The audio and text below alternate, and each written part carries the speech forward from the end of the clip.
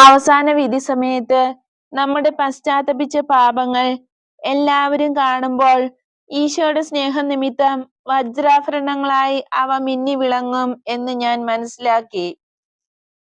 ഈശോയെ പ്രഹരിക്കുന്നവർ. അവിടുത്തെ സംപ്രീതനാക്കാൻ ഞാൻ എന്ത് ചെയ്യണമെന്ന് ഈശോയോട് ഞാൻ ആരാഞ്ഞു. അവിടുന്ന് ഇങ്ങനെ മറുപടി പറഞ്ഞു: നീ ഇരിക്കുകയോ കിടക്കുകയോ എന്തു ചെയ്താലും സാരമില്ല.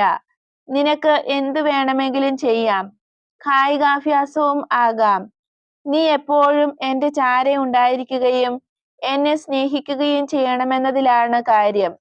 നീ എന്നിൽ നിന്ന് ഒരിക്കലും പുറത്തേക്ക് ചുവടുവെച്ചിറങ്ങരുത്. നിന്റെ ചിന്തകൾ ഉൾപ്പെടെ എല്ലാം എന്നോട് പറയണം.